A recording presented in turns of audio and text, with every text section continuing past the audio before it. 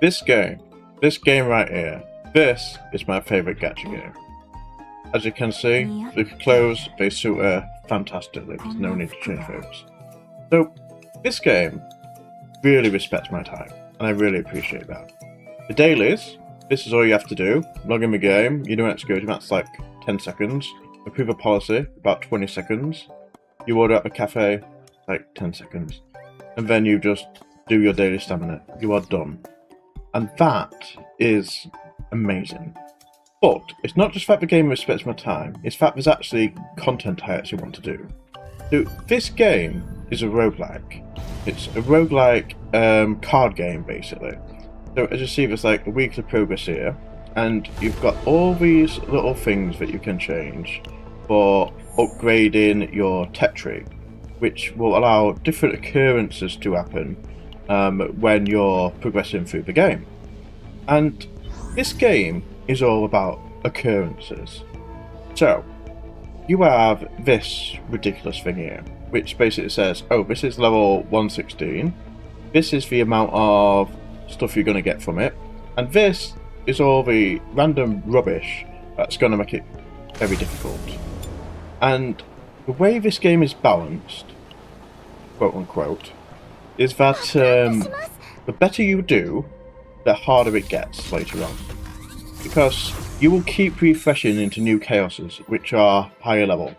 So you can basically choose to keep going, make stronger decks, try harder challenges, or you can basically fail and drop down and do something else. And I really enjoy that about this game. Because at the end of the day, no matter how much you invest in the game, no matter how much you invest in your characters, you are going to get to a point where it just becomes too easy. And when it gets too easy, it no longer becomes fun. So I've just realised that there's no actual event on this game mode, so I can't actually do this one. So I'm going to skip out of this. Because I'm actually trying to get save data for my units. And the reason why you want save data for your units, yeah, see this here, the arenas are in here. That means that I can actually bring the deck that I create through the roguelike into the main game and basically play them in any of the other content. And that's what I want to do today. So I figured, I'm just going to quickly do a little bit of a yab on why I actually like this game and show you guys what actually you can do in Chaos Zero Nightmare, because it is a lot of fun. And I feel like this is a gacha that doesn't get much press. It's not very well known, I don't believe. And it's one of these games where it's, what would I say? It's a bit too niche. It's not like Genshin, it's not like HSR where there's tons of people covering it and playing it. No, this is niche. This is a weird game. It has a bit of goonerism in it. That might put people off. It has a bit of, it has a bit of strategy involved. In fact, a lot of strategy. This is a game where you can very easily just completely fail flat. Now, these units are completely easy. It's the start, and I picked an ability at the start, a passive bonus. It basically says the first 3 encounters I will do are basically free, they'll die in 1 hit. Now I took that one on purpose. It's not because the first fights are necessarily hard, but what it does actually allow you to do is it allows you to say, well, I'm going to see how my luck turns out in the first few fights. Because, as I say, it's a roguelike. There are many, many factors of luck. It's like there's looking how fast you unlock your cards in your deck. There's looking how what your cards get on them, because they can evolve into stronger versions of those cards. And those stronger versions do have luck-based modifiers, where it can say, hey, you might get like something that attacks twice, and it gives you 1 mana back for each time it attacks, which is absolutely insane. But the chance of you finding that is very, very low. So most of the time, you're gonna get, a load of crap. But one of the fun things about this game is you can adjust it at various points. There's something called a campfire that we'll find later on, and if you've got like a bad roll on a card that you really wanted to put into your deck, you can re-roll it at the campfire. So this is one of your card upgrades here, look. So I've got a choice, and these choices make a difference. Now, these particular choices I've got now are not great, but this one right here is pretty strong. It's not the strongest, but it is good enough to make a winning team out of. And this is the thing that can attack twice and give mana back twice. Unfortunately, we're not going to get that, and it's very hard to get it. But what I can do is get this one here, this destroy one. So this allows it to attack twice, because destroy means when they've got no more shield, it hits again. So this is something where you might want to wait until it's until the enemy's weak to capitalise on that. And the other one that I just got, where it said more morale, that basically means it increases my damage on my team for one turn. And this here is a piece of equipment, so you get random equipment as well. And you're basically just not only crafting your team, but you're crafting you're crafting your deck as well, which is really fun. Now this here is a boss, and I've also got the very silly enrage effect on the boss. So the boss should be a lot stronger, and it's, well, a lot stronger than what we've already fought, and it's going to be a lot stronger in general. So the niche of this boss, and all bosses have a niche, is that when you use a non-attack card here, he gains 1 rage. Now you can see this is badly translated, because he doesn't gain 1 rage, he gains 1 fury. So there is translation issues in this game, but it doesn't really take away from the old gameplay. It can be annoying sometimes, yes, but it doesn't ruin the game. And as you can see, we've got cool little effects on these characters. So Serenial, the character who's just spamming Senmetsu constantly, whenever she breaks the enemy's toughness bar, which is here, he basically gets a load of lasers back, which basically means you can do stuff like this. This is just a shattering card, it purposely just makes just a shatter. And you see we only got 1 back this time. Now that's because we have something called like an exhaust. So when you exhaust, it's basically removed from the game entirely. Now there are some very rare cards that might pull back from that, but it's basically there to stop you from doubling down and doing it multiple turns in a row. So I'm basically going to have to regenerate more of those cards now. And as you can see, I'm taking a lot of damage very quickly. So this is not a game where, you know, you can just play completely cluelessly.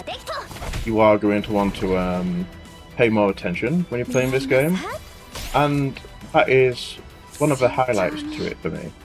So this is a weird choice, because as you say, when we use a non-attack card, it gains rage. So if I was to actually heal here, you would actually gain rage and therefore do more damage. But you can see that the health bar at the top left actually maps it out for you. So we're going to go down to this sliver of HP when he attacks me. But if I heal, you can see I'm going to slightly get a bit more HP, so it is still worth it. So what we can do is we can do this to get a bit of AP, and there you can see that's how much damage we're going to go down to. But we have things like this. This is a partner, and a partner is basically a skill you can use at any time. So it has an effect, it gives us a bit of damage reduction, and it gives us some healing. So we don't necessarily negate what the boss does, but we can lower what his output quite a bit. Now, as you can see, this bar fills a bit every turn, so it's something that you can use for like when you really need it. It's basically there as what would you call it? An emergency, or you know, it's basically there for when you want it. I've just realised I'm a bit screwed here. So, as you can see, this one here, Light of Judgment, it draws one of Maylin's combatant cards with a cost of 1 or less.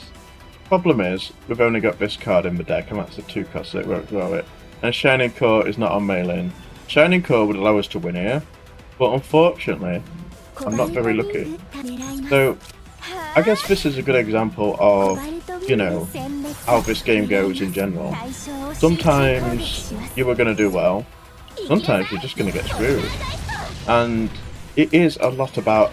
Wait, they've actually won here. Hold on. So there's this re-roll mechanic, basically. So it allows you to change the turn back, so you can redo your steps.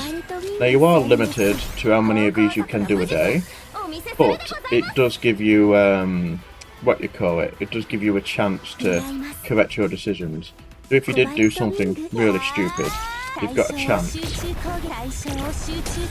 And it also lets you do things like roll for crits, because, you know, when you roll for crits, you've got a chance to get something nice. I've just realised, okay, so the reason why this worked and drew a card back is because there wasn't any cards to pick, and therefore it actually took it out of our discard.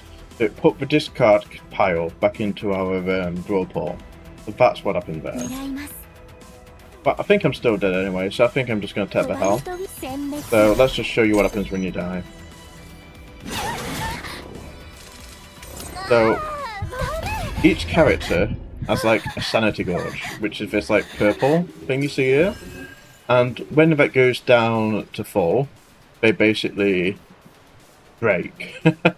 You can't do anything with them, and you've got to use like certain cards that they draw. You basically try to snap them out of it. And if you have taken too much damage and you're basically down to 0 HP, you basically get this broken state where you're effectively dead. One more hit will guarantee your death, and you can't recover from this. So it is very punishing. So even though we technically won that fight, we are just going to die here. So let's see what we got.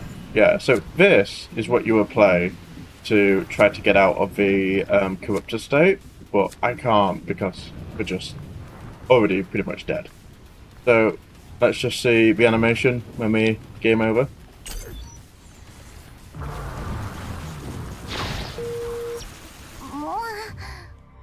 So you get like a little scoreboard, you'll get some progress based on what you've done for the week, and you get a few things. Now these things are used for the talent tree, so you can technically get stronger by failing over and over again and getting those talents, but you don't necessarily have to.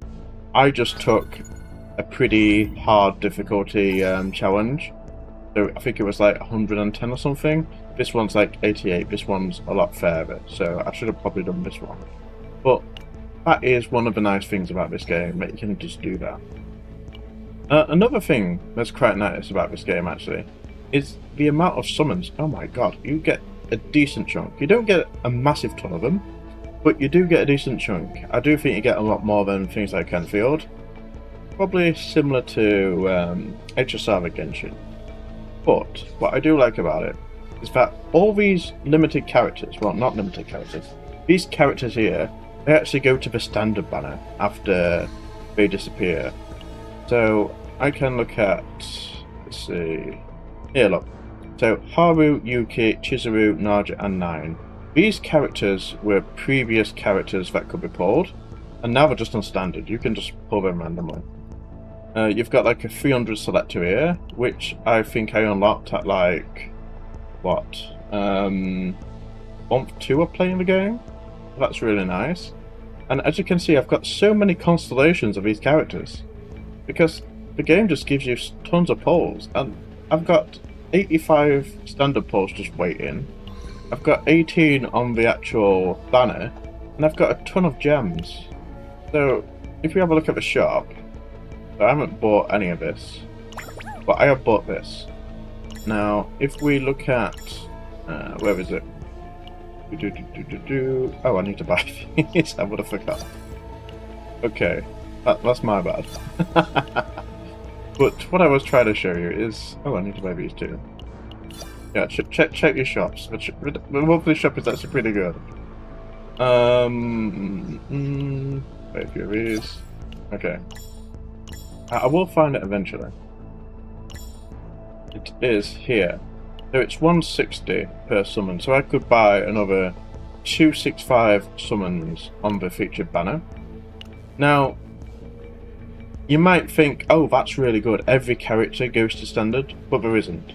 There is one character that, so far, doesn't do that, and that's Serenial.